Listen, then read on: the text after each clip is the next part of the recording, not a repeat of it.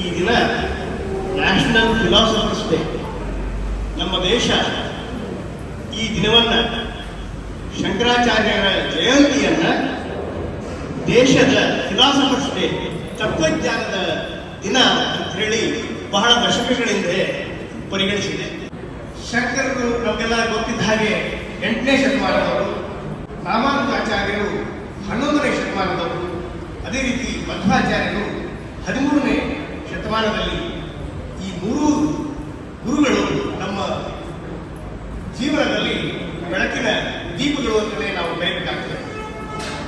ಯಾಕೆಂತಂದ್ರೆ ಈ ಮೂರು ಗುರುಗಳು ಎಲ್ಲ ಸಿದ್ಧಿಗಳಿಗೆ ಜ್ಞಾನವೇ ಕಾರಣ, ಜ್ಞಾನವೇ ಸಾಧನ ಮತ್ತು ಜ್ಞಾನಾರ್ಜನೆಯೇ ಗುರಿ ಅಂತ ಹೇಳಿ ಆ ದಿಕ್ಕಿನಲ್ಲಿ ನಮ್ಮನ್ನೆಲ್ಲ ಮುನ್ನಡೆಸಿದರು. ನಿಮಗೆಲ್ಲ ಗೊತ್ತಿರುವ ಹಾಗೆ ಭಾರತ ದೇಶ ಪ್ರಪಂಚದಲ್ಲಿ ಆಧ್ಯಾತ್ಮದ ಗುರು ಅಂತ ಕರೆಸಿಕೊಳ್ತದೆ. ಯಾಕಂದ್ರೆ ನಮ್ಮಲ್ಲಿ ಗುರು ಪರಂಪರೆ ತುಂಬಾ ದೊಡ್ಡದಾಗಿದೆ. ಭಾರತ ದೇಶದಲ್ಲಿ ಗುರು ಪರಂಪರೆಯನ್ನು ನಂಬಿಕೊಂಡು ಬಂದವರು ನಾವು.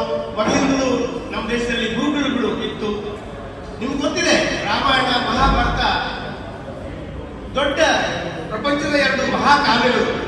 ಬೇರೆ ದೇಶಗಳಲ್ಲಿ ನಾವು ಹಿಸ್ಟ್ರಿಗಳನ್ನು ಓದ್ತೀವಿ, ಕಥೆಗಳನ್ನು ಓದ್ತೀವಿ, ಬರೆದಿಟ್ಟಿರ್ಬೋದು. ಆದರೆ ಪ್ರಪಂಚದಲ್ಲಿ ಮಹಾಕಾವ್ಯಗಳು ಇರೋದು ರಾಮಾಯಣ ಮಹಾಭಾರತ. ಅವು ನಮ್ಮ ಭಾರತ ದೇಶದಲ್ಲಿದೆ. ಎಲ್ಲರೂ ಅದನ್ನ ಓದಿರ್ಲಿಕ್ಕಿಲ್ಲ, ಆದರೆ ಎಲ್ಲರಿಗೂ ರಾಮಾಯಣದ ಕಥೆ ಗೊತ್ತು, ಮಹಾಭಾರತದ ಕಥೆ ಗೊತ್ತು, ಅಲ್ಲಿಯ ಪಾತ್ರಗಳನ್ನ ಎಲ್ಲರೂ ಬಲ್ಲವರಿರ್ತಾರೆ. ಹೀಗೆ ನಮ್ಮ ಪರಂಪರೆಯ ಮೂಲ 4 ವೇದಗಳಾಗಿವೆ, 10 ಉಪನಿಷತ್ತುಗಳಾಗಿವೆ. ಅದರ ಮೇಲೆ ಬಹಳಷ್ಟು ನಮ್ಮ ಗುರುವರಿಯರು ಭಾಷ್ಯಗಳನ್ನ ಬರೀತಾರೆ, ಬ್ರಹ್ಮ ಸೂತ್ರಗಳನ್ನ ಬರೀತಾರೆ. ಈ ಸಿದ್ಧಾಂತಗಳೆಲ್ಲ ನಮಗೆ ಆಧಾರವಾಗಿದೆ. ಈ ದಿನ ಶಂಕರಾಚಾರ್ಯರ ದಿನಾಚರಣೆ ಆಗಿರೋದ್ರಿಂದ ಶಂಕರರ ಜೀವನವನ್ನ ನೆನಪು ಹಾಕೊಳ್ಳುವ ಒಂದು ಚಿಕ್ಕ ಪ್ರಯತ್ನವನ್ನ ನಾನು ನಿಮ್ಮ ಮುಂದೆ ಮಾಡಲಿಕ್ಕೆ ಪ್ರಯತ್ನ ಮಾಡ್ತಾ ಇದ್ದೀನಿ.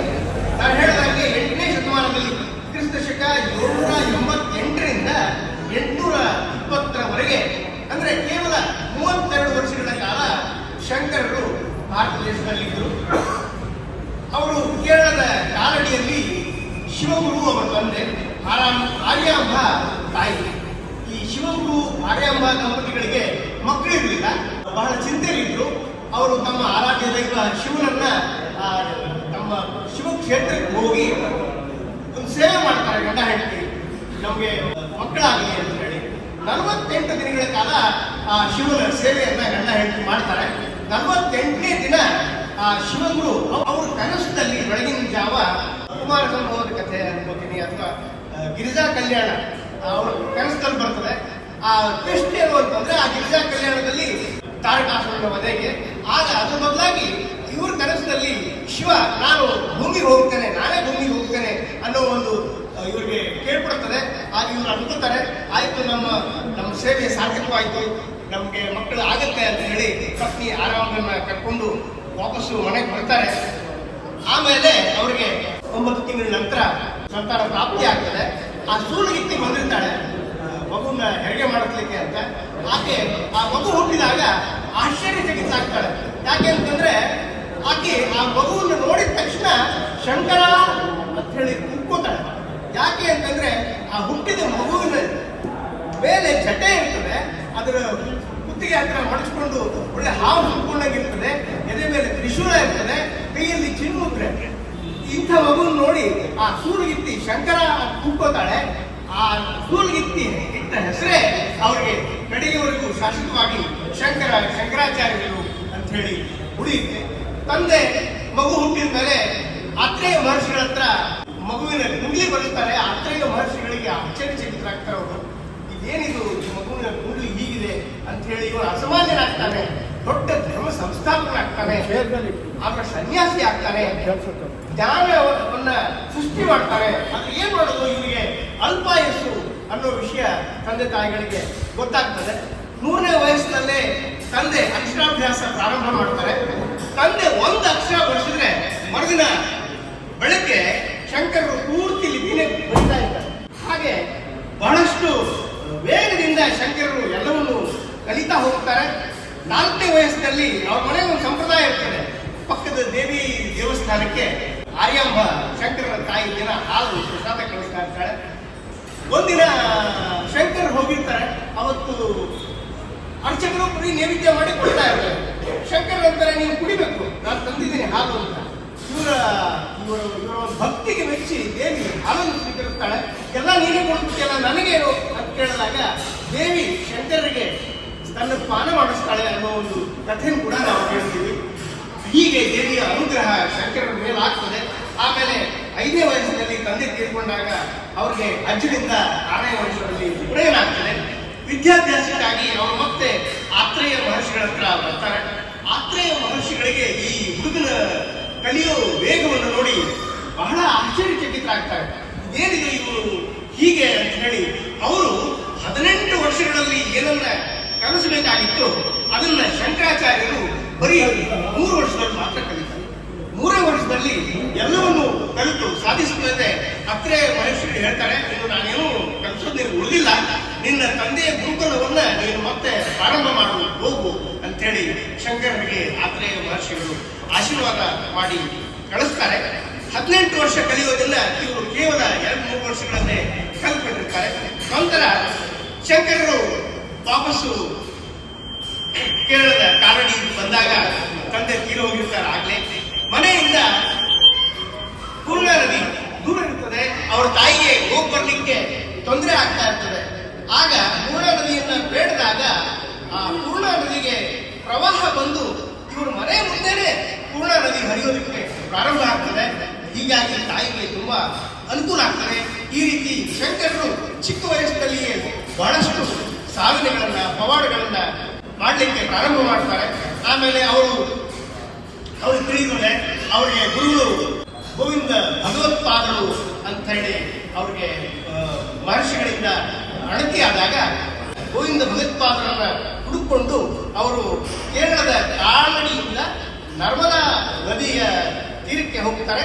ಆಗ ಅವರು ಹೋಗೋದಕ್ಕಿಂತ ಮೊದಲು ಅವ್ರಿಗೆ ತಾಯಿಗೂ ಕೂಡ ಗೊತ್ತಿರ್ತದೆ ಇವರ ಆಯುಷ್ಯ ಕೇವಲ 8 ವರ್ಷ.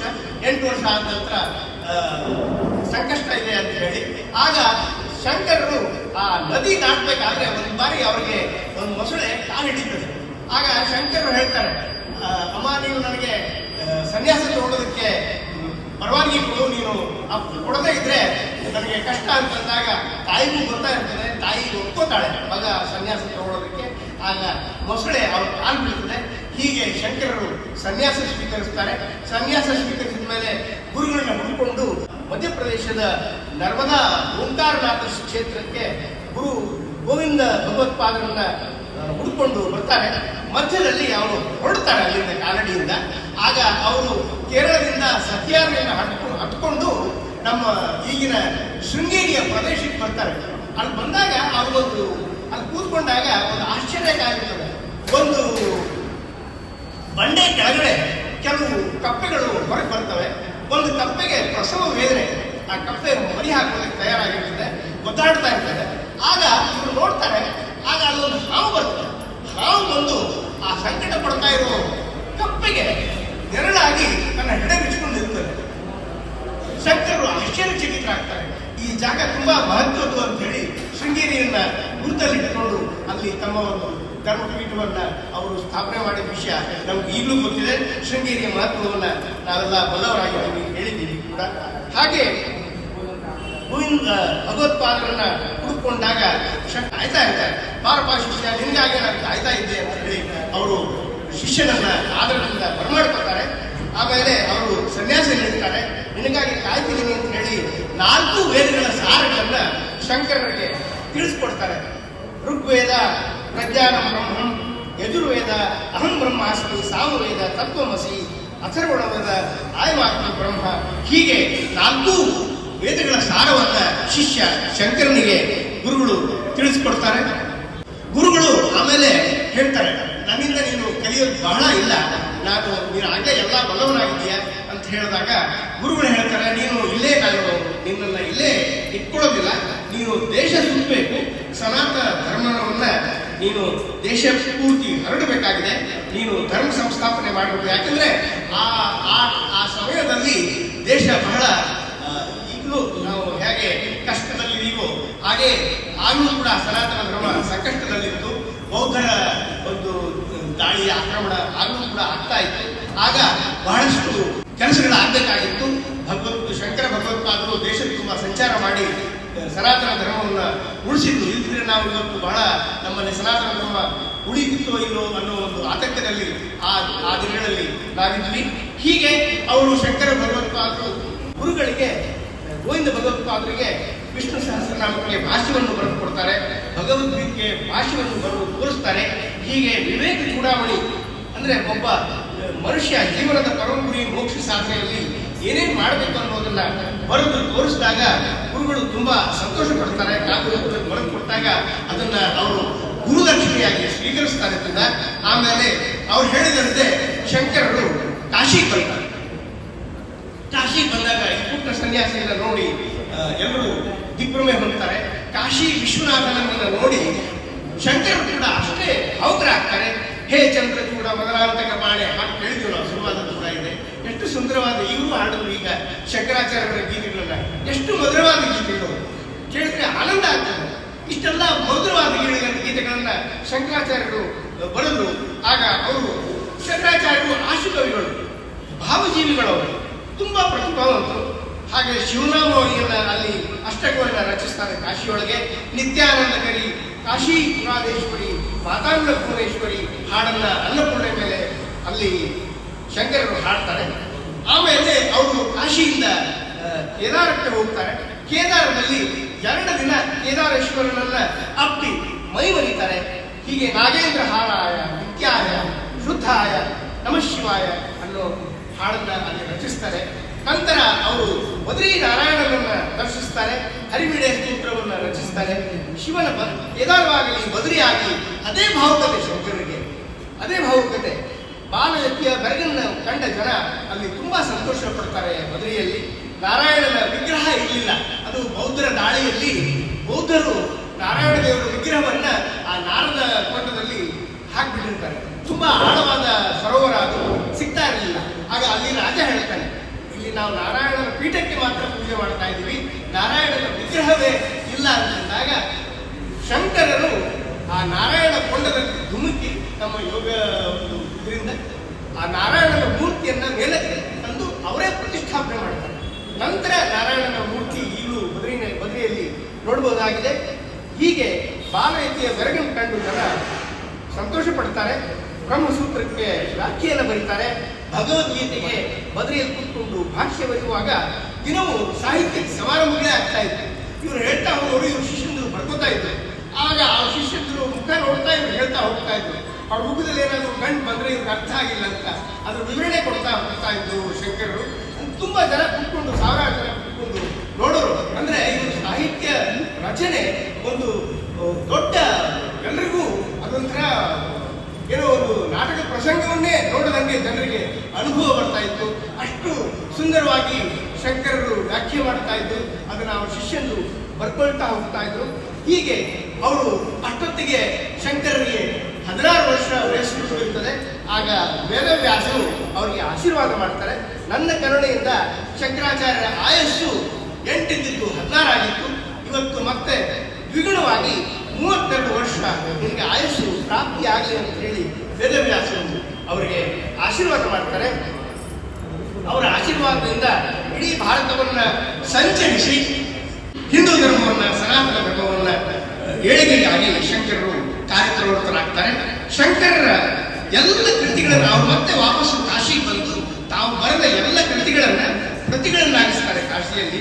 ಕಾಶಿಯ ರಾಜ ಅದಕ್ಕೆ ಸಹಾಯ ಮಾಡ್ತಾರೆ. ಅವನ್ನೆಲ್ಲ ದೇಶಕ್ಕೆ ತುಂಬಾ, ಈಗ ನನಗೆ ಪ್ರಿಂಟಿಂಗ್ ಪ್ರೆಸ್ ಇರಲಿಲ್ಲ, ಏನೂ ಇರಲಿಲ್ಲ. ಇದನ್ನ ಎಲ್ಲವನ್ನೂ ತಾಳೆಗರಿ ಮೇಲೆ ಕೈಯಲ್ಲಿ ಬರೀಬೇಕಾಗ್ತಾ ಇತ್ತು. ಹಾಗೆ ಕಾಶಿ ರಾಜ ಅದಕ್ಕೆ ಸಹಾಯ ಮಾಡ್ತಾನೆ. ಎಲ್ಲವನ್ನು ತಾಳೆಗರಿ ಪ್ರತಿಗಳನ್ನಾಗಿ ದೇಶಕ್ಕೆ ತುಂಬಾ ಶಂಕರರ ಕಾರ್ಯಗಳು, ಅವರ ಸಾಹಿತ್ಯಿಕ ವಸ್ತುಗಳು ಎಲ್ಲ ದೇಶವು ತುಂಬಾ ಹರಡಲಿಕ್ಕೆ ಸಹಾಯ ಆಗ್ತದೆ. ಭಜಗೋವಿಂದಂ ಗೋವಿಂದಂ ಭಜೆ ಮೂಢಮತೆಯ ಸಂಗ್ರಾಮ ಅದನ್ನೆಲ್ಲ ಅಲ್ಲೇ ಬರುತ್ತಾರೆ. ಅವರು ಕಾಶಿಯಲ್ಲಿ ಕೂತ್ಕೊಂಡೇ ಬರೆದಿರ್ತಾರೆ. ನಂತರ ಅವರು ಪ್ರಯಾಗಕ್ಕೆ ಹೋಗ್ತಾರೆ. ಪ್ರಯಾಗದಲ್ಲಿ ಒಂದು ವಿಚಿತ್ರ ಘಟನೆ ನಡೀತದೆ. ಅವರು ಮಂಡಲ್ ಮಿಶ್ರಾ ಅನ್ನೋರು ಒಬ್ರು ಇರ್ತಾರೆ. ಅವರ ಗುರುಗಳನ್ನು ಭೇಟಿಯಾದಾಗ ಅವ್ರ ಗುರುಗಳು ಸಾವಿನ ದಂಡೆಯೊಳಗೆ ಇರ್ತಾರೆ.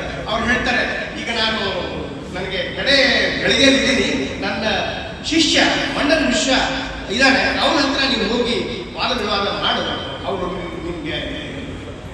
ಅವನಿಗೆ ಅವಶ್ಯಕತೆ ಇದೆ ಅಂತ ಹೇಳಿ ತಿಳಿಸ್ಕೊಡ್ತಾರೆ.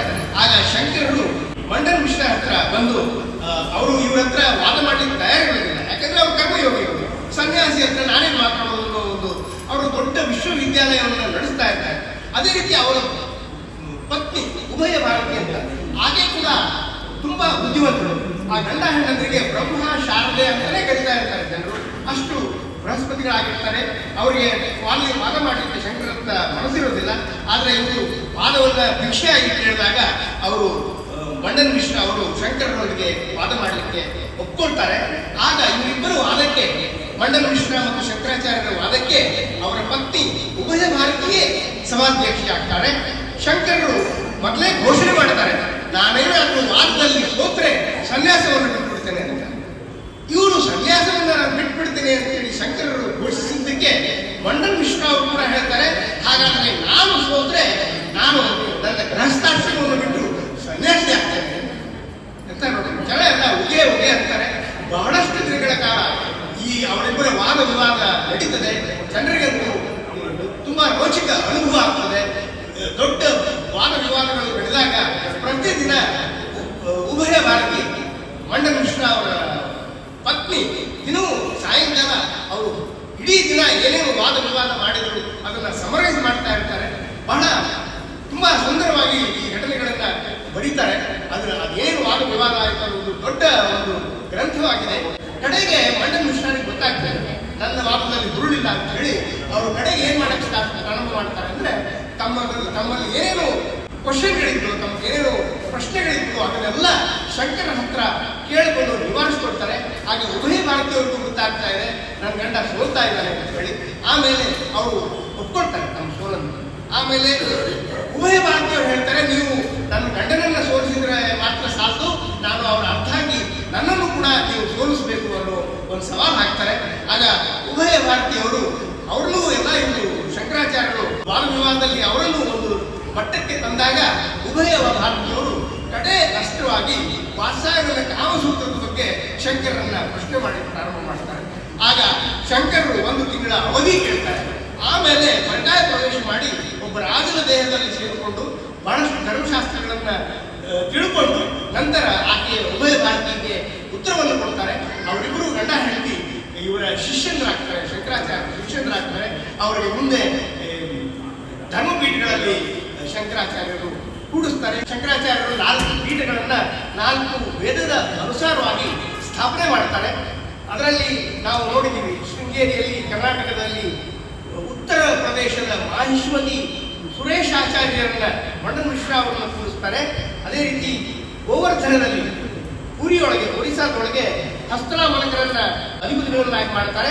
ದ್ವಾರಕೆಯಲ್ಲಿ ತಮಿಳುನಾಡಿನ ಆಚಾರ್ಯರನ್ನ, ಕಾಳಿಕಾಪುರದಲ್ಲಿ ದ್ರಾವಿಡದ ಪದ್ಮಪಾದರನ್ನ ಕರ್ಕೊಂಡು ಹೋಗಿ ಪೀಠಾಧಿಪತಿಗಳನ್ನ, ಅಂದ್ರೆ ನೋಡ್ರಿ ಅಷ್ಟು ಆಗ್ಲೇ ಅವರು ನ್ಯಾಷನಲ್ ಇಂಟಿಗ್ರೇಷನ್ ಅನ್ನೋದನ್ನ ಎಷ್ಟು ಚೆನ್ನಾಗಿ ಮಾಡಿದ್ರು. ಶಂಕರಾಚಾರ್ಯರು ಆಗ ಮಾಡಿದ ವ್ಯವಸ್ಥೆಗಳು ಇನ್ನೂ ಎಷ್ಟು ಸುಂದರವಾಗಿ ನಡ್ಕೊಂಡು ಬರ್ತಾ ಇದ್ದಾರೆ ಅಂತಂದ್ರೆ ಎಷ್ಟೊಂದು ಮಹತ್ವದ ಅವರು ಸಂಗತಿಗಳನ್ನ ಮಾಡಿದ್ರು ಅಂತ. ಉತ್ತರದ ಬದರಿಯಲ್ಲಿ ಶೃಂಗೇರಿಯವರನ್ನ ಕರ್ಕೊಂಡು ಹೋಗಿ ಅಲ್ಲಿ ಕೂಡಿಸ್ತಾರೆ. ಹೀಗೆ ಆಮೇಲೆ ಅವರಿಗೆ ಉಭಯ ಭಾರತೀಯರು ಹೇಳ್ತಾರೆ, ಇಲ್ಲ ನೀವು ಶಂಕರಾಚಾರ್ಯರಿಗೆ ಅರ್ಕೆ ಮಾಡ್ಕೊತಾರೆ, ನೀವು ಕಾಶ್ಮೀರಕ್ಕೆ ಹೋಗ್ಬೇಕು, ಕಾಶ್ಮೀರದಲ್ಲಿ ಸರ್ವಜ್ಞ ಪೀಠ ಇದೆ, ನೀವು ಅದಕ್ಕೆ ಪೀಠಾಧಿಪತಿಗಳಾಗಬೇಕು ಅಂತ. ಸರ್ವಜ್ಞ ಪೀಠ ಪ್ರಾರಂಭವಾಗಿ 1500 ವರ್ಷಗಳೇ ಆಗಿದ್ರು ಅದಕ್ಕೆ ಯಾರೂ ಪೀಠಾಧಿಪತಿಗಳು ಸಿಕ್ಕಿರಲಿಲ್ಲ ಅಂತ. ಅವರು ಯಾರೂ ಸಿಕ್ಕಿರಲಿಲ್ಲ. ಅಲ್ಲಿಗೆ ಶಂಕರಾಚಾರ್ಯರು ಮತ್ತೆ ಕಾಶ್ಮೀರಕ್ಕೆ ಹೋಗ್ತಾರೆ. ಅಲ್ಲಿ ವಾದ ವಿವಾದಗಳೆಲ್ಲ ನಡೀತದೆ. ಆಗ ಅಲ್ಲಿಯ ಜನ ಶಂಕರರನ್ನ ಆ ಸರ್ವಜ್ಞ ಪೀಠಕ್ಕೆ ಅರ್ಹರು ಅಂತ ಹೇಳಿ ಪರಿಗಣಿಸಿ ಅವರನ್ನ ಪೀಠಾಧಿಪತಿಗಳನ್ನಾಗಿ ಮಾಡ್ತಾರೆ. ಆಮೇಲೆ ನಂತರ ಅವರು ನೇಪಾಳಕ್ಕೂ ಹೋಗ್ತಾರೆ. ನೇಪಾಳದ ರಾಜನಿಗೆ ತುಂಬಾ ಪ್ರಿಯವಾಗ್ತಾರೆ. ಅಲ್ಲಿಯ ನೇಪಾಳದ ಪಶುಪತಿನಾಥನಿಗೆ ಪೂಜೆ ವ್ಯವಸ್ಥೆ ಸರಿಯಾಗಿರೋದಿಲ್ಲ. ಶೃಂಗೇರಿಯಿಂದ ಪರಮೇಶ್ವರ ಭಟ್ಟರನ್ನ ಕರ್ಕೊಂಡು ಹೋಗಿ ನೇಪಾಳದಲ್ಲಿ ಈ ಪಶುಪತಿನಾಥನಿಗೆ ಪೂಜೆ ವ್ಯವಸ್ಥೆಯನ್ನ ಸರಿಯಾಗಿ ಮಾಡ್ತಾರೆ.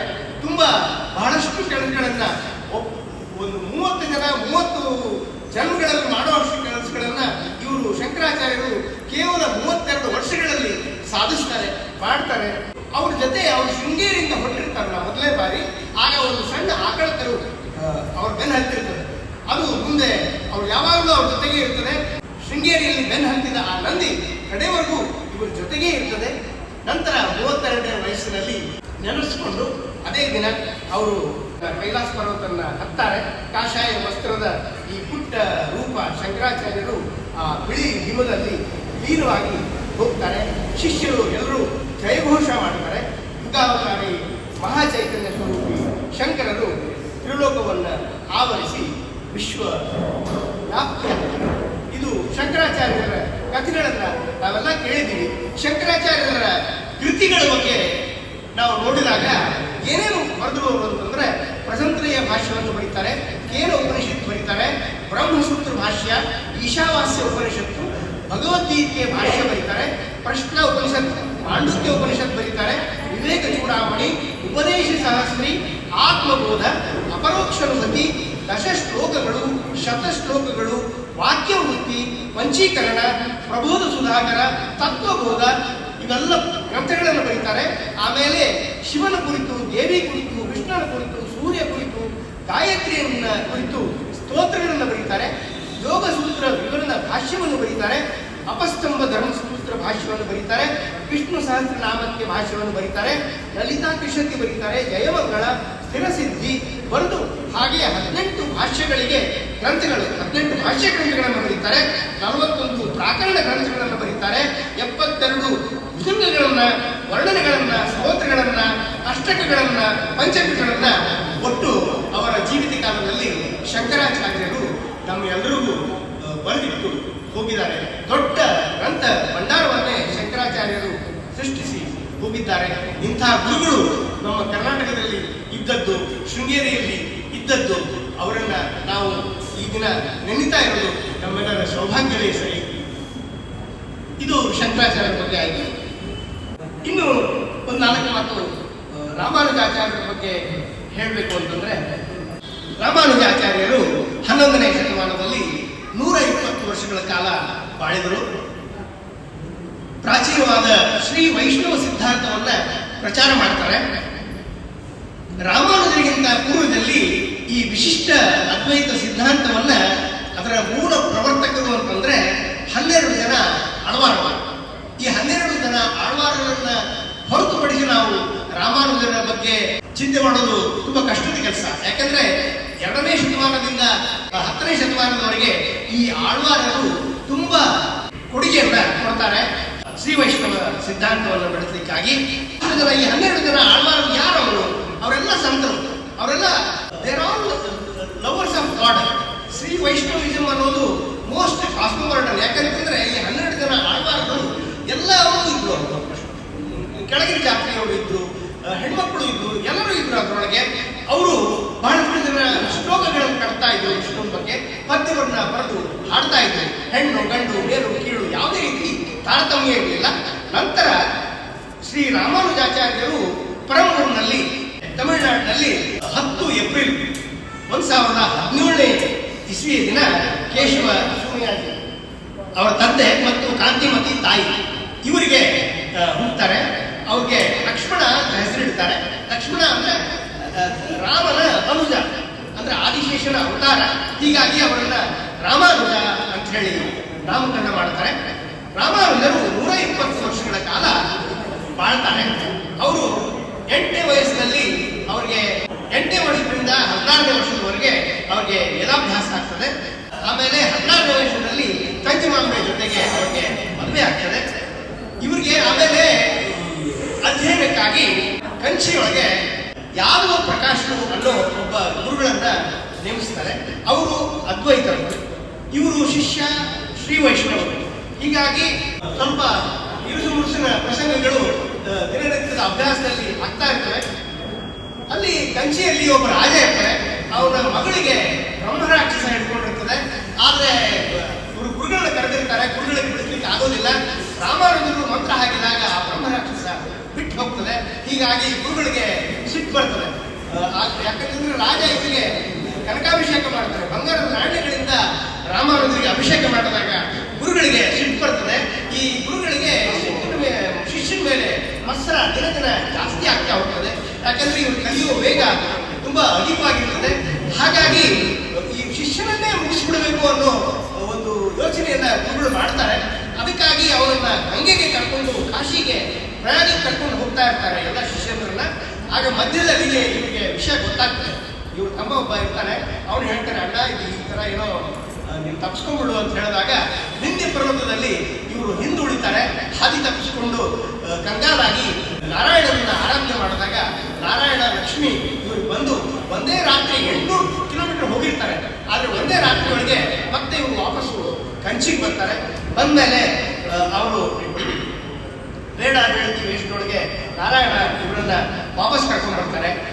ಅದೇ ಸಮಯದಲ್ಲಿ ಶ್ರೀರಂಗದಲ್ಲಿ ಯಮುನಾಚಾರ್ಯ ಆವಲ್ದಾರ್ ಅವರು ಅಲ್ಲಿಯ ಶ್ರೀರಂಗದ ಉಸ್ತುವಾರಿ ನಡೆಸ್ತಾ ಇರ್ತಾರೆ. ಅವರು ತಮ್ಮ ನಂತರ ಒಬ್ಬ ತರುಣರಿಗಾಗಿ ಹುಡುಕಾಟ ಮಾಡ್ತಾ ಇರ್ತಾರೆ. ರಾಮಾನುಜರ ಬಗ್ಗೆ ಅವರು ಕೇಳಿ ತಿಳಿದಿರ್ತಾರೆ. ರಾಮಾನುಜರನ್ನ ನೋಡ್ಬೇಕು, ಅವರನ್ನು ಕರೆಸಬೇಕು ಅನ್ನೋ ಒಂದು ಅವ್ರಿಗೆ ಆಸೆ ಇರ್ತದೆ. ಆಗ ಅವರು ರಾಮಾನುಜರಿಗೆ ಈ ವಿಷಯ ತಿಳಿದು ಅವರು ಕಂಚಿಗೆ ಬರುವಷ್ಟರಲ್ಲಿ ಗುರುಗಳ ಅವಸಾನ ಹೋಗಿರ್ತದೆ. ಆದರೂ ರಾಮಾನುಜರು ಬರ್ತಾರೆ, ಕಂಚಿಗೆ ಬಂದು ಗುರುಗಳ ಮುಂದೆ ಹೇಳ್ತಾರೆ ಗುರುಗಳ ಸಂಕಲ್ಪ ಏನಾಗಿತ್ತು ಅಂತಂದಾಗ ಅವ್ರಿಗೆ ತಿಳಿಸ್ಕೊಡ್ತದೆ ರಾಮಾನುಜರಿಗೆ. ಈ ಥರ ಗುರುಗಳು ಸಂಕಲ್ಪ ನಿಮ್ಮ ಹತ್ರ ಮಾಡಬೇಕು ಅಂತಿದ್ರು, ನಿಮ್ಮ ಹತ್ರ ಕೆಲಸ ಮಾಡಿಸ್ಬೇಕು ಅಂತಿದ್ದು ಅಂತ ಹೇಳಿದಾಗ ಅವ್ರು ಹೇಳ್ತಾರೆ ರಾಮಾನುಜರು, ಗುರುಗಳ ಆಶೀರ್ವಾದ ಇದ್ರೆ, ನನಗೆ ಒಳ್ಳೆಯ ಆರೋಗ್ಯ ಇದ್ರೆ, ಭಗವಂತನ ಸಂಕಲ್ಪ ಇದ್ರೆ ನಾನು ಎಲ್ಲ ಬ್ರಹ್ಮಸೂತ್ರಗಳಿಗೆ ವಾಕ್ಯ ಬರೀತೇನೆ. ಆಮೇಲೆ ಸಾಲದ ಬಗ್ಗೆ ವಾಕ್ಯ ಬರೀತೇನೆ, ವ್ಯಾಸರ ಬಗ್ಗೆ ಪರಾಷ್ಟ ಗೋಷ್ಠಿ ಬರೀತೇನೆ. ಇದನ್ನೆಲ್ಲ ನಾನು ಮಾಡ್ತೇನೆ ಅಂತ ಹೇಳಿ ಒಪ್ಕೊಂಡಾಗ ಆ ಯಮನಾಚಾರ್ಯರ ಏನಿರ್ತಾರೆ ಅಳವಲ್ದಾರ ಅವರು ತೀರ್ಕೊಂಡಿರ್ತಾರೆ. ಅವರು 3 ಬೆರಳುಗಳು ಮಡ್ಸ್ಕೊಂಡಿರ್ತದೆ. ಇವರು ಈ ರೀತಿ ಒಂದು ಸಂಕಲ್ಪ ಮಾಡಿದಾಗ ರಾಮಾನುಜಾಚಾರ್ಯರು ಆ 3 ಬೆರಳುಗಳು ನೆಟ್ಟಗಾಗ್ತವೆ ಅನ್ನೋದನ್ನ ನಾವು ಕೇಳ್ಪಡ್ತೀವಿ. ಹಾಗೇನೆ ನಂತರ ಈ ಎಲ್ಲ ಕೆಲಸಗಳನ್ನ ರಾಮಾನುಜಾಚಾರ್ಯರು ಕಂಚಿಯಲ್ಲಿ ಮಾಡ್ತಾರೆ. ನಂತರ ಅವರು ಗೃಹಸ್ಥಾಶ್ರಮವನ್ನು ಬಿಟ್ಟು ಸನ್ಯಾಸರಿಗೆ ಕಳಿಸ್ತಾರೆ. ಅವರ ಅಳಿಯ ಪುರೇಶ ಅನ್ನೋರು ಅವರ ಮೊದಲ ಶಿಷ್ಯರಾಗ್ತಾರೆ. ಆದರೆ ನಂತರ ಮೊದಲಿನ ಗುರುಗಳು ಇರ್ತಾರಲ್ಲ ಯಾದವ ಪ್ರಕಾಶ್, ಅವರು ಕೂಡ ಇವರು ಶಿಷ್ಯರಾಗ್ತಾರೆ. ಅವರ ತಾಯಿಯವರು ಕೂಡ ರಾಮಾನುಜಾಚಾರ್ಯರ ಶಿಷ್ಯರಾಗ್ತಾರೆ. ರಾಮಾನುಜಾಚಾರ್ಯರು ಶ್ರೀರಂಗಕ್ಕೆ ಕಂಚಿಯಿಂದ ಬರುತ್ತಿದ್ದಾಗ ಎದುರಿಗೇನೆ ಶ್ರೀರಂಗನಾಥನ ಉತ್ಸವ ಬರ್ತದೆ. ಹೀಗಾಗಿ ದೇವರ ದರ್ಶನ ದಾರಿಲೇ ಆಗ್ತದೆ. 1041ನೇ ಇಸ್ವಿಯಲ್ಲಿ ಶ್ರೀರಂಗಕ್ಕೆ ಬಂದಾಗ ರಾಮಾನುಜಾಚಾರ್ಯರಿಗೆ ಕೇವಲ 24 ವಯಸ್ಸುಗಳಾಗಿರ್ತದೆ. ಆಮೇಲೆ ಗೋಷ್ಠೀಪುರದಲ್ಲಿ ಗೋಷ್ಠೀಪೂರ್ಣ ಅನ್ನೋ ಗುರುಗಳಿರ್ತಾರೆ. ಅವರು ಮಹಾ ವೇದ ಪಾರಂಗಿಕರಿರ್ತಾರೆ. ಅವರ ಹತ್ರ ನಾನು ಸೂಕ್ತಗಳನ್ನು ಕಲಿಬೇಕು, ಮಂತ್ರಗಳನ್ನು ಕಲಿಬೇಕು ಅನ್ನೋದು ರಾಮಾನುಜರ ಆಸೆ ಆಗಿರ್ತದೆ. ಹೀಗಾಗಿ 17 ಬಾರಿ ಗೋಷ್ಠೀಪೂರ್ಣರ ಹತ್ರ ಹೋಗ್ತಾರೆ ಅವರು, ಗುರುಗಳೇ ನನಗೆ ಕಲಿಸ್ಕೊಡಿ ಅಂತ ಹೇಳಿ. ಆದರೆ ಪ್ರತಿ ಬಾರಿನೂ ರಾಮಾನುಜಾಚಾರ್ಯರನ್ನ ಹೋದಾಗ 4 ಗಂಟೆ ಕೂಡಿಸ್ಕೊಡೋದು, ಒಂದಿನ ಕೂಡಿಸ್ಕೊಡೋದು, ವಾಪಸ್ ಕಳಿಸ್ಕೊಡೋದು. ಈಗ ಆವಾಗ ರಾಮಾನುಜಾಚಾರ್ಯರಿಗೆ ತುಂಬಾ ಬೇಜಾರಾಗ್ತದೆ, ಯಾಕೆ ಗುರುಗಳು ನನ್ನನ್ನು ಒಪ್ಕೊಳ್ತಾ ಇಲ್ಲ ಅಂತ ಹೇಳಿ. ಆಗ 18ನೇ ಬಾರಿ ಗುರುಗಳು ಮನಸ್ಸು ಮಾಡಿ ರಾಮಾನುಜಾಚಾರ್ಯರಿಗೆ ಸರ್ವಸಿದ್ಧಿಯ ವಯಮಂತ್ರಗಳನ್ನ ಕಲಿಸ್ಕೊಡ್ತಾರೆ. ಬಟ್ ಹೇಳ್ತಾರೆ ಇದನ್ನ ಯಾರಿಗೂ ನೀನು ಹೇಳ್ಕೊಡ್ಬಾರ್ದು, ಶೂದ್ರರಿಗೆ ಮೊದಲು ಕಲಿಸ್ಕೊಡ್ಬಾರ್ದು ಅನ್ನೋದನ್ನ ಒತ್ತಿ ಗುರುಗಳು ಗೋಷ್ಠೀಪೂರ್ಣರು ರಾಮಾನುಜಾಚಾರ್ಯರಿಗೆ ತಿಳಿಸಿರ್ತಾರೆ.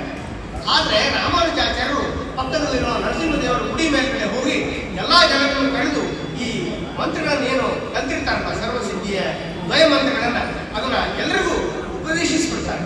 ಆಗ ಗುರುಗಳಿಗೆ ತುಂಬಾ ಸಿಟ್ಟು ಬರ್ತದೆ, ಯಾಕೆ ಹೀಗೆ ಮಾಡಿದೆ ನೀನು ಅಂತಂದಾಗ ಇವ್ರು ಹೇಳ್ತಾರೆ, ಇಷ್ಟು ಜನ ಈ ಮಂತ್ರಗಳನ್ನ ಪಠಣೆ ಮಾಡಿ ಸ್ವರ್ಗಕ್ಕೆ ಹೋಗುವ ಹಾಗಿದ್ರೆ ನಾನೊಬ್ಬ ನರಕಕ್ಕೆ ಹೋದ್ರೂ ಪರವಾಗಿಲ್ಲ ಅಂತ ಹೇಳಿದಾಗ ಗುರುಗಳು ಪೂರ್ಣಗೋಷ್ಠರಿಗೆ ಶಿಷ್ಯನ ಆಶಯ ಕಂಡು ಸಂತೋಷ ಪಡ್ತಾರೆ, ಒಪ್ಕೋತಾರೆ ಕೂಡ. ಆಮೇಲೆ ರಾಮಾನುಜರು ಕಂಚಿ ಶ್ರೀರಂಗ ದೇವಸ್ಥಾನದ ಜಟ್ಟುಗಟ್ಟಿದ ವ್ಯವಸ್ಥೆಯನ್ನ ಬದಲಿಸಲಿಕ್ಕೆ ಪ್ರಯತ್ನ ಮಾಡ್ತಾರೆ. ಈಗೆಲ್ಲ ನಮ್ಮ ದೇವಸ್ಥಾನದಲ್ಲಿ ಈಗಲೂ ನಾವು ಕೇಳ್ತೀವಿ, ಪತ್ರಿಕೆಯಲ್ಲಿ ಓದ್ತಾ ಇರ್ತೀವಿ, ಅಲ್ಲಿ ದುಡ್ಡು ಹೊಡೆದ್ರು ಇಲ್ಲಿ ದುಡ್ಡು ಹೊಡೆದ್ರು ಅಂತ ಹೇಳಿ. ಆ ರೀತಿಯ ಅನುಭವದ ಜನ ಅಲ್ಲೂ ಇರ್ತಾರೆ. ಆ ಒಂದು ವ್ಯವಸ್ಥೆಯನ್ನ ಬದಲಾವಣೆ ಮಾಡಲಿಕ್ಕೆ ರಾಮಾನುಜಾಚಾರ್ಯರು ಪ್ರಯತ್ನ ಮಾಡ್ತಾರೆ. ಆಗ ರಾಮಾನುಜಾಚಾರ್ಯರಿಗೆ ವಿಷ ಹಾಕ್ತಾರೆ. ಆದರೆ ರಾಮಾನುಜಾಚಾರ್ಯರು ದೈವಿ ಸಂಭೂತರು, ಅವರಿಗೆ ಏನೂ ಆಗದೆ ಇದ್ದಾಗ ಆ ಜನ ಹೆದರ್ತಾರೆ. ನಾವು ವಿಷ ಹಾಕಿದ್ರು ಕೂಡ ರಾಮಾನುಜಾಚಾರ್ಯರು ಏನೂ ಆಗಲಿಲ್ಲ ಅಂತ ಹೇಳಿ ಆ ಜನ ಹಿಂದೆ ಸರಿತಾರೆ. ನಂತರ ರಾಮಾನುಜಾಚಾರ್ಯರು ತಿರುಪತಿಗೆ ಬರ್ತಾರೆ. ತಿರುಮಲ ಬೆಟ್ಟ ಹತ್ತಲಿಕ್ಕೆ ಅವರಿಗೆ ಆ ಎಲ್ಲ ಕಲ್ಲುಗಳು, ಬೆಟ್ಟದ ಕಲ್ಲುಗಳು, ಬೆಟ್ಟದ ಮೆಟ್ಟಲುಗಳು ವೇದಗಳ ತರ ಕಾಣಿಸ್ತಾ ಇರ್ತವೆ. ಇದನ್ನೆಲ್ಲ ನಾನು ಹ್ಯಾಕ್ ತಿಳ್ಕೊಂಡು ಹೋಗೋದು ಅಂತ ಹೇಳಿ ಅವಾಗ ಗುರುಗಳೇ ನೀವು ಹತ್ತಲೇಬೇಕು, ಇದ್ದಿದ್ರೆ ಹ್ಯಾಕ್ ಹೋಗ್ತೀವಿ ಮೇಲೆ ಅಂತ ಶಿಷ್ಯರಿಗೆಲ್ಲ ಅವರಿಗೆ ತುಂಬಾ ಫೋರ್ಸ್ ಮಾಡಿದ ಮೇಲೆ ಅವರು ಪಾದ ಇಡೋದಿಲ್ಲ, ಮೊಳಕಾಲಿನಿಂದ ತಿರುಪತಿ ಬೆಟ್ಟವನ್ನು ಹತ್ತಿ ತಿರುಮಲ ಸೇರಿಕೊಂಡು ವೆಂಕಟರಮಣನ ಸನ್ನಿಧಾನವನ್ನ ಭೇಟಿ ಮಾಡ್ತಾರೆ. ಆಮೇಲೆ ಅಲ್ಲಿಂದ ಅವರು ಕಾಶ್ಮೀರಕ್ಕೆ ಹೋಗ್ತಾರೆ. ತಿರುಪತಿಯಿಂದ ಬಂದ ಮೇಲೆ ಗೋದಾವರಿ ವೃತ್ತದ ಒಂದು ಪ್ರತಿಯನ್ನು ಪಡೆದು ಆ ಬ್ರಹ್ಮಸೂತ್ರಗಳಿಗೆ ಭಾಷ್ಯವನ್ನು ಬರೀತಾರೆ. ರಾಮಾನುಜರು ವೈಷ್ಣವ ಮತ್ತು ಭಕ್ತಿ ಸಿದ್ಧಾಂತವನ್ನ ತುಂಬಾ ದೊಡ್ಡದಾಗಿ ಹಿರಿದಾಗಿಸ್ತಾರೆ. ಶ್ರೀರಂಗಂ ಚೋಳರಾಜನ ಆಧಿಪತ್ಯದಲ್ಲಿರ್ತದೆ. ಆಗ ಅಲ್ಲಿಯ ರಾಜ ಕುಮಿಕಂಠ ಅನ್ನೋನು ಶೈವ ಮತಾವಲಂಬಿ ಮತ್ತು ಅಷ್ಟೇ ಅಲ್ಲ, ವಿಷ್ಣುವಿನ ವಿಗ್ರಹಗಳನ್ನೆಲ್ಲ ಒಯ್ದು ಸಮುದ್ರಕ್ಕೆ ಹಾಕ್ತಾ ಇರ್ತಾರೆ. ವಿಷ್ಣು ದ್ವೇಷಿ ಇರ್ತಾನೆ. ಇವರಿಗೆ ತನ್ನ ಆಸ್ಥಾನಕ್ಕೆ ಬರ್ಲಿಕ್ಕೆ ಹೇಳ್ತಾನೆ. ಇವರನ್ನ ಬಂಧಿಸಲಿಕ್ಕೆ ಸೈನಿಕರನ್ನು ಕಳಿಸಿದಾಗ ಇವರು ಶಿಷ್ಯರು ಹೇಳ್ತಾರೆ, ಗುರುಗಳೇ ಇದು ಯಾಕೋ ಸರಿ ಇಲ್ಲ ಅಂತ ಹೇಳಿ ಒಬ್ಬ ಶಿಷ್ಯ ಅವರ ಅಳಿಯ ಅಕ್ಲೇಶ ಅವನು ತನ್ನ ವಸ್ತ್ರವನ್ನ ರಾಮಾನುಜಾಚಾರ್ಯ ಕೊಟ್ಟು ತಾನು ಕಾಷಾಯವನ್ನು ಧರಿಸಿ ಹೋಗ್ತಾರೆ. ಆಗ ಅಲ್ಲಿಂದ ತಪ್ಪಿಸಿಕೊಂಡು ರಾಮಾನುಜಾಚಾರ್ಯರು ಕರ್ನಾಟಕಕ್ಕೆ ಬರ್ತಾರೆ. ಕರ್ನಾಟಕಕ್ಕೆ ಬಂದಾಗ ಅಲ್ಲಿ ಹೊಯ್ಸಳರ ರಾಜ್ಯ ಇರ್ತದೆ. ಅಲ್ಲಿ ಬಿಟ್ಟಿದೇವ ಅನ್ನೋ ರಾಜ ಇರ್ತಾರೆ. ಅವ್ರ ಮಗಳು ಕೂಡ ದೆವ್ವ ಹಿಡಿದಿರ್ತದೆ. ಅದನ್ನ ರಾಮಾನುಜಾಚಾರ್ಯರು ಬಿಡಿಸ್ತಾರೆ. ಆಗ ಬಿಟ್ಟಿದೇವ ಇವ ಶಿಷ್ಯನಾಗ್ತಾನೆ. ಅವರ ಹೆಂಡತಿ ಶಾಂತನಾ ಕೂಡ ರಾಮಾನುಜಾಚಾರ್ಯರ ಶಿಷ್ಯರಾಗ್ತಾರೆ. ಅವರು ಬಹಳಷ್ಟು ದೇವಸ್ಥಾನಗಳನ್ನ ಕಟ್ಟಿಸ್ತಾರೆ, ಕೆರೆಗಳನ್ನ ಕಟ್ಟಿಸ್ತಾರೆ. ಅದೇ ಕಾಲದಲ್ಲಿ ಚಲುವ ನಾರಾಯಣರನ್ನ ಮೇಲ್ಕೋಟೆಯಲ್ಲಿ ಪ್ರತಿಷ್ಠಾಪನೆ ಮಾಡ್ತಾರೆ ರಾಮಾನುಜಾಚಾರ್ಯರು. ಅಷ್ಟಲ್ಲದೆ ಬೇಲೂರು, ಹಳೆಬೀಡು, ಇವನ್ ನಮ್ಮ ಗದಗಿನ ವೀರನಾರಾಯಣ ಗುಡಿಯನ್ನು ಕೂಡ ರಾಮಾನುಜಾಚಾರ್ಯರ ಒಂದು ಇದು ಮುಂದಾಳತ್ವದಲ್ಲಿ ಕಟ್ಟಿಸ್ತಾ ಇತ್ತು, ಕೆರೆಗಳನ್ನ ಕಟ್ಟಿಸ್ತಾ ಇತ್ತು ಅಂತ ಹೇಳಿ ನಾವು ಕೇಳ್ಬರ್ತೀವಿ. ಆಗ ಅವರ ವಯಸ್ಸು 80. ಚಲುವ ನಾರಾಯಣನ ಸ್ಥಾಪನೆ ಆಗ್ತದೆ. ಆದ್ರೆ ಅಲ್ಲಿ ಉತ್ಸವ ಮೂರ್ತಿ ಇರೋದಿಲ್ಲ. ಉತ್ಸವ ಮೂರ್ತಿ ಯಾರೋ ದೆಹಲಿಯ ಸುಲ್ತಾನರು ದಾಳಿ ಮಾಡಿದಾಗ ತೆಗೆದುಕೊಂಡು ಹೋಗಿದ್ದಾರೆ ಅಂತ ಹೇಳಿ ಗೊತ್ತಾಗ್ತದೆ. ಆಗ ರಾಮಾನುಜಾಚಾರ್ಯರು ತಮ್ಮ ಶಿಷ್ಯರನ್ನೆಲ್ಲ ಕರ್ಕೊಂಡು ದೆಹಲಿಗೆ ಹೋಗ್ತಾರೆ. ಅವ್ರು ಹೇಳ್ತಾರೆ ಸುಲ್ತಾನ್ಗೆ, ನಮ್ಮ ಉತ್ಸವ ಮೂರ್ತಿ ನಿಮ್ಮ ದೆಹಲಿಯಲ್ಲಿದೆ ಅಂತ ಅಂದಾಗ ಆ ದೆಹಲಿ ಸುಲ್ತಾನದ ಮಗಳು ಆ ಉತ್ಸವ ಮೂರ್ತಿ ಜೊತೆಗೆ ಆಟ ಆಡ್ತಾ ಇರ್ತಾಳೆ. ಆಗ ಸುಲ್ತಾನ ಇವರನ್ನ ಪರೀಕ್ಷೆ ಮಾಡೋದು ಕೇಳ್ತಾರೆ, ಉತ್ಸವ ಮೂರ್ತಿ ನಮ್ಮ ಮನೇಲಿ ಇದೆ ಅಂತಂದ್ರೆ ನೀವೇ ಕರೀರಿ ನಿಮ್ಮ ದೇವರನ್ನ ಅಂತ ಹೇಳಿದಾಗ ರಾಮಾನುಜಾಚಾರ್ಯರು ಹಾಡ್ಲಿಕ್ಕೆ ಪ್ರಾರಂಭ ಮಾಡ್ತಾರೆ. ಆಗ ಆ ಚಲುವನಾರಾಯಣ ಸ್ವಾಮಿಯ ಉತ್ಸವ ಮೂರ್ತಿ ಒಳಗಡೆ ಅವಳ ಮಗಳ ಹತ್ರ ಇದ್ದಿದ್ದು ಕುಪ್ಪಳಿಸಿ ರಾಮಾನುಜಾಚಾರ್ಯರ ತೊಡೆ ಬರೆದು ಕೂತ್ಕೊಳ್ತದೆ ಅನ್ನೋ ಕಥೆ ಕೂಡ ನಾವು ಕೇಳ್ತೀವಿ. ಅದನ್ನ ಆಮೇಲೆ ಅವರು ಮುಂದೆ ತೆಗೆದುಕೊಂಡು ಬರ್ತಾರೆ, ಮೇಲ್ಕೋಟೆಗೆ ಬರ್ತಾರೆ. ರಾಮಾನುಜಾಚಾರ್ಯರು ಮಾಡಿದ್ದು ಮುಖ್ಯ ಕೆಲಸ ಅಂತಂದ್ರೆ ಅಸ್ಪೃಶ್ಯರಿಗೆಲ್ಲ ದೇವ ದರ್ಶನಕ್ಕೆ ಅವಕಾಶ ನೀಡಿದ್ರು. ಆ ಕಾಲದಲ್ಲಿ ಆ 11ನೇ ಶತಮಾನದಲ್ಲಿ ದಲಿತಗಳನ್ನೆಲ್ಲ ದಾಸಯ್ಯನ ಮಾಡ್ತಾರೆ, ದಾಸಯ್ಯನ ದೀಕ್ಷೆ ಕೊಡ್ತಾರೆ. ಹೀಗೆ ಅವರು 32 ವರ್ಷ ಮೇಲ್ಕೋಟೆಯಲ್ಲಿ ಬಹಳಷ್ಟು ಕೆಲಸಗಳನ್ನ ಮಾಡ್ತಾರೆ. ಆಮೇಲೆ ಚೋಳ ರಾಜ ಶ್ರೀಕಂಠ ತೀರ್ಕೊಂಡಿದ್ದಾನೆ ಅಂತ ಗೊತ್ತಾದ ಮೇಲೆ ಅವ್ರು ಮತ್ತೆ ವಾಪಸ್ಸು ಶ್ರೀರಂಗಕ್ಕೆ ಹೋಗ್ತಾರೆ. ಅವರು ಒಟ್ಟು 1 ಲಕ್ಷ ದೇವಾಲಯಗಳನ್ನ ನಿರ್ಮಾಣ ಮಾಡಿದ್ರು ಅಂತ ಹೇಳಿ ನಾವು ಕೇಳ್ಬಿಡ್ತೀವಿ. ಅವರು ನಂತರ ತಮ್ಮ 120ನೇ ವಯಸ್ಸಿನಲ್ಲಿ ಪದ್ಮಾಸನದಲ್ಲಿ ಕುಳಿತುಕೊಂಡು ಕಡೆ ಮಾತುಗಳನ್ನು ಹೇಳ್ತಾರೆ, ಪ್ರಪಂಚದಲ್ಲಿ ಎಲ್ಲರನ್ನ ನೀವು ಎಲ್ಲರ ಜೊತೆಗೆ ಪ್ರೇಮದಿಂದ ವರ್ತಿಸಿರಿ ಅಂತ. ಇದು ಅವರ ದೊಡ್ಡ ಸಂದೇಶ, ಅವ್ರ ಭಕ್ತರಿಗೆ ಕೊಟ್ಟಂತಹ ಸಂದೇಶ. ಹೀಗೆ ಅವರು 120ನೇ ತಮ್ಮ ವಯಸ್ಸಿನಲ್ಲಿ ಭಗವಂತನ ಸೇವೆ ಮಾಡಿ ಸಾಮಾನ್ಯ ಜನರಿಗೆ ಧರ್ಮವನ್ನು ಬೋಧಿಸಿ ಈ ಪ್ರಪಂಚದಿಂದ ಮುಕ್ತಿ ಪಡೀತಾರೆ. ರಾಮಾನುಜರ ಕೃತಿಗಳು ಅಂದರೆ ವೇದಾಂತ ಸಂಗ್ರಹ, ಶ್ರೀಭಾಷ್ಯ, ಗೀತಾಭಾಷ್ಯ, ವೇದಾಂತ ದೀಪ, ಸಾರಂಗತಿ ಗದ್ಯಂ, ಶ್ರೀರಂಗ ಗದ್ಯಂ, ಬ್ರಹ್ಮವಿದ್ಯೆ, ಶ್ರೀ ವೈಕುಂಠ ಗದ್ಯಂ, ನಿತ್ಯ ಗ್ರಂಥ, ಯಾಮಿನಿ ಪೂರ್ಣ ತಿಲಕ, ಲಕ್ಷ್ಮೀ ಸಹಸ್ರನಾಮ, ಸ್ಮಿತ ಜ್ಯೋತ್ಸ್ನ, ಶ್ರೀ ರಾಮಗುಣ ವೈಭವಂ, ಶ್ರೀಮನ್ ಮಹಾಭಾರತ ಶಾಂತಿ ಪರ್ವ, ಶ್ರೀ ಸಂಪ್ರದಾಯ, ಸ್ತೋತ್ರ ಸುಮ್ನಾವಳಿ, ಭಗವದ್ಗೀತೆಯ ಗದ್ಯಾಂತರ, ಇನ್ನೂ ಅನೇಕ ಇನ್ನೂ ಸುಮಾರಷ್ಟು. ಇಷ್ಟೆಲ್ಲ ಕೃತಿಗಳನ್ನ ರಾಮಾನುಜಾಚಾರ್ಯರು ತಮ್ಮ ಜೀವಿತ ಅವಧಿಯಲ್ಲಿ ಈ ನಮ್ಮ ಬಿಟ್ಟು ಹೋಗಿದ್ದಾರೆ. ಇನ್ನು ಕೆಲವು ಮಾತುಗಳನ್ನ ಮಧ್ವಾಚಾರ್ಯರ ಬಗ್ಗೆ ಹೇಳಬೇಕಾಗ್ತದೆ. ಮಧ್ವಾಚಾರ್ಯರು 20 ಸೆಪ್ಟೆಂಬರ್ 1238ರಲ್ಲಿ ಜನಿಸ್ತಾರೆ. ಆಮೇಲೆ 18 ಜನವರಿ 1317ರಲ್ಲಿ ಅವರ ದೇಹಾಂತ್ಯವಾಗ್ತದೆ. 13ನೇ ಶತಮಾನದಲ್ಲಿ ಮಧ್ವಾಚಾರ್ಯರು ದ್ವೈತ ಸಿದ್ಧಾಂತದ ಪ್ರತಿಪಾದಕರು. ಪರಮಾತ್ಮ ಜೀವಾತ್ಮ ಬೇರೆ ಬೇರೆ ಅನ್ನೋದನ್ನ ಅವರು ಹೇಳ್ತಾರೆ.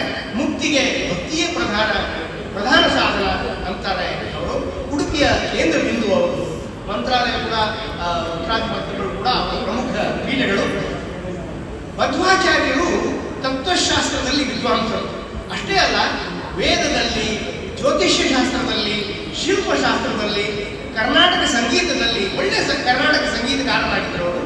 ಅಷ್ಟೇ ಅಲ್ಲ, ಇದೆಲ್ಲದರ ಜೊತೆಗೆ ತುಂಬಾ ಗುಣಕಾಯರಾಗಿದ್ದರು, ಒಳ್ಳೆ ಜಟ್ಟಿ ಇದ್ದಂಗಿದ್ರು ಅವರು. ಅದರ ಜೊತೆಗೆ ತುಂಬಾ ಒಳ್ಳೆ ಗ್ರಂಥ ರಚನೆ ಕೂಡ ಮಾಡಿದ್ರು. ಅದರ ಜೊತೆಗೆ ನಿರ್ಲಿಪ್ತ ಸನ್ಯಾಸಿ ಕೂಡ ಆಗಿದ್ದರು ಮಧ್ವಾಚಾರ್ಯರು. ಶ್ರೀ ಶಿಷ್ಯ ನರಹರಿ ತೀರ್ಥರಿಂದ ಕನ್ನಡದಲ್ಲಿ ಬಹಳಷ್ಟು ಪದ್ಯಗಳನ್ನ ಮಧ್ವಾಚಾರ್ಯರು ಬರೆಸ್ತಾರೆ. ಶ್ರೀಪಾದರಾಜರು, ಪುರಂದರದಾಸರು, ಕನಕದಾಸರು, ವಿಜಯದಾಸರು, ಗೋಪಾಲದಾಸರು, ಜಗನ್ನಾಥದಾಸರು ಮಧ್ವಾಚಾರ್ಯರ ಶಿಷ್ಯರು ಅಂತ. ಅದೇ ರೀತಿ ಹೆಳವನಕಟ್ಟೆ ಗಿರಿಯಮ್ಮ, ಹರಪನಹಳ್ಳಿ ಭೀಮವ್ವ, ಗಲಗಲಿ ಜೀವುಬಾಯಿ ಅವರೆಲ್ಲರಿಗೂ ಮಧ್ವಾಚಾರ್ಯರೇ ಸ್ಫೂರ್ತಿ ಆಗ್ತಾರೆ. ಅನಕ್ಷರಸ್ಥ ಹಳ್ಳಿ ಜನರಿಗಾಗಿ ಮಧ್ವಾಚಾರ್ಯರು ಭಗವದ್ಗೀತೆಯನ್ನ, ದಶಾವತಾರವನ್ನ ನಾಟಕವನ್ನಾಗಿ, ಬಯಲಾಟವನ್ನಾಗಿ ಪ್ರಾರಂಭಿಸ್ತಾರೆ. ಇಂದಿನ ಎಲ್ಲಾ ವಿಜ್ಞಾನದ ಆವಿಷ್ಕಾರಗಳನ್ನ 13ನೇ ಶತಮಾನದಲ್ಲಿಯೇ ಅವರು ತಮ್ಮ ಗ್ರಂಥಗಳಲ್ಲಿ ಬರೆದಿದ್ರು. ಶಂಕರಾಚಾರ್ಯರು ಶಿವನ ಅವತಾರ ಅಂತ ನಾವು ಹಾಗೆ ನಂಬ್ತೀವೋ, ಅದೇ ರೀತಿ ರಾಮಾನುಜಾಚಾರ್ಯರು ಆದಿಶೇಷನ ಅವತಾರ ನಾವು ನಂಬೋ ಹಾಗೇನೆ ಮಧ್ವಾಚಾರ್ಯರು ರಾಮಾಯಣದ ಆಂಜನೇಯನ ಅವತಾರ, ಅದೇ ರೀತಿ ದ್ವಾಪರದ ಭೀಮನ ಅವತಾರ ಅಂತ ಕೂಡ ಬಹಳಷ್ಟು ಜನ ನಂಬ್ತಾರೆ. ಅವರ ತಂದೆ ನಡಿಲ್ಲಾಯರು, ತಾಯಿ ವೇದವತಿ. ಅವರು 12 ವರ್ಷಗಳ ಅನಂತೇಶ್ವರನ ಸೇವೆಯ ನಂತರ ವಿಜಯದಶಮಿ ದಿನ ಈ ಮಧ್ವಾಚಾರ್ಯರು ಹುಟ್ಟುತ್ತಾರೆ. ಅವರಿಗೆ ವಾಸುದೇವ ಅಂತ ಹೆಸರಿಟ್ಟಿರ್ತಾರೆ. ಮನೆಯಲ್ಲಿ ಬಡತನ ಇರ್ತದೆ, ಹಾಲಿರೋದಿಲ್ಲ. ತಾಯಿ ದನ ಮನೆಗಿರೋ ಒಂದು ಆಕಳು ಎಲ್ಲ ಹೊರಗಡೆ ಮೇಲಿಗೆ ಹೋಗಿರ್ತದೆ. ತಾಯಿ ಆಕಳು ಬಂದ ತಿನ್ಲಿಕ್ಕೆ ಅಂತ ಹುರುಳಿ ಬೇಯಿಸಿಟ್ಟಿರ್ತಾಳೆ. ಒಂದು ಹುಟ್ಟಿ ಹುರುಳಿಯನ್ನ ಈ 6 ತಿಂಗಳ ಮಗು ವಾಸುದೇವ ತಿಂದು ಹಾಕಿಟ್ಟಿರ್ತಾನೆ. ಅಂದ್ರೆ ನೀವು ಅವರ ಒಂದು ಆ ಶಕ್ತಿಯನ್ನ ನೀವು ಅರ್ಥ ಮಾಡ್ಕೋಬಹುದು. ಭೀಮಸೇನನ ಅವತಾರವೇ ಸರಿ. ಯಾಕಂತಂದ್ರೆ ಆ 3 ವರ್ಷದ ಬಾಲಕ ಪೂರ್ತಿ ದಿನ ಆಕಳ ಜೊತೆಗೆ ಕಾಡನ್ನು ತಿಂತಾ ಇರ್ತಾನೆ. 16 ಮೈಲಿ ನಡೆದು ಅನಂತೇಶ್ವರನ ದೇವಸ್ಥಾನಕ್ಕೆ ಹೋಗ್ತಾ ಇರ್ತಾನೆ. ಹೀಗೆ ಅವನು 7 ವರ್ಷ ಆಗುವಷ್ಟರಲ್ಲಿ ಅಲ್ಲಿ ಬರಗಾಲ ಬರ್ತದೆ, ನೀರಿರೋದಿಲ್ಲ. ತಾಯಿಗೋಸ್ಕರ ಒಂದು ಕಟ್ಟಿಗೆಯಿಂದ ಒಂದು ತೀರ್ಥನೇ ಮನೆ ಹತ್ರ ಸೃಷ್ಟಿಸ್ತಾರೆ ಮಧ್ವಾಚಾರ್ಯರು. ಒಂದು ಗುರುಕುಲಕ್ಕೆ ಕಲಿಯೋಕೆ ಹೋಗಿರ್ತಾರೆ. ಗುರುಗಳಿಗೆ ಆಶ್ಚರ್ಯ, ಅವರು ಏನೇನು ಕೆಲಸಗಳನ್ನು ಮಾಡಿರ್ತಾರೋ ಎಲ್ಲವನ್ನೂ ಕಲ್ತೇ ಬಿಟ್ಟಿರ್ತಾರೆ. ಗುರುಗಳಿಗೆ ಕಲಿಸ್ತಾರೆ ಇವರು ಬಹಳಷ್ಟು ವಿಷಯಗಳನ್ನ. ಹಾಗಾದ್ರೆ ಗುರುಕುಲದಲ್ಲೂ ಕೂಡ ನೀರಿನ ತೊಂದರೆ ಬಂದಾಗ ಆ ಗುರುಕುಲದ ಪಕ್ಕಕ್ಕೂ ಕೂಡ ಒಂದು ನೀರಿನ ಸರೋವರವನ್ನ, ದಂಡವನ್ನು ತಗೊಂಡು ಸೃಷ್ಟಿಸ್ತಾರೆ. ಅದಕ್ಕೆ ದಂಡ ತೀರ್ಥ ಅಂತ ಹೇಳಿ ಕರೆಯಲ್ಪಡುತ್ತದೆ. ಹೀಗೆ ಗುರುಗಳಿಗೆ 9ನೇ ವರ್ಷದಲ್ಲಿಯೇ ಅವರು ಐತ್ರಿಯ ಶ್ರುತಿ ಬಗ್ಗೆ ಚರಣಚರಣವಾಗಿ ಸಾಂದರ್ಭಿಕ ಅರ್ಥಗಳೊಂದಿಗೆ ವಿವರಿಸಿ ತಿಳಿಸ್ತಾರೆ. ಆಮೇಲೆ ಅದರ ನಂತರ ಅವರು ಅಚ್ಯುತ ಪ್ರಜ್ಞರ ಶಿಷ್ಯರಾಗ್ತಾರೆ.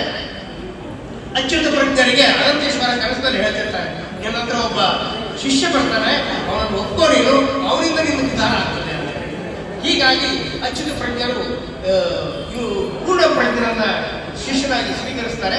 ಆದರೆ ಅವರು ಮಠದ ಉತ್ತರಾಧಿಕಾರಿಯ ಮೇಲೆ ಅವರು ತಮ್ಮನ್ನು ತಾವು ಮಧ್ವಾಚಾರ್ಯರು ಅಂತ ಹೇಳಿ ಹೇಳ್ಕೊಳ್ತಾರೆ. ಮಧ್ವರು ಜಗತ್ತು ನಿತ್ಯ ಅನ್ನೋ ವಾದವನ್ನ ಖಂಡಿಸ್ತಾರೆ, ದ್ವೈತವಾದವನ್ನ ಬೋಧಿಸ್ತಾರೆ. ಮಧ್ವರು ಆಮೇಲೆ ದಿಗ್ವಿಜಯ ಪ್ರಾರಂಭಿಸ್ತಾರೆ. 12ನೇ ವಯಸ್ಸಿನಲ್ಲಿ ಅವರು ಭೀಮಸೇನನ ಆಂಜನೇಯನ ಅವತಾರ ಅಂತ ಹೊಗಳಿದಾಗ ಒಬ್ಬರ ಮನೆಯಲ್ಲಿ ಅವರಿಗೆ ಇವರು ಭೀಮಸೇನನ ಅವತಾರನ, ಹಾಗಾದ್ರೆ 200 ಬಾಳೆಹಣ್ಣು ತಿನ್ನಿ ಅಂತ ಹೇಳಿ ಅವ್ರು ಮುಂದಿಟ್ಟಾಗ 200 ಬಾಳೆಹಣ್ಣುಗಳನ್ನ ಮಧುರು ಅವರು ಸಂತೃಪ್ತಿ ಪಡಿಸ್ತಾರೆ.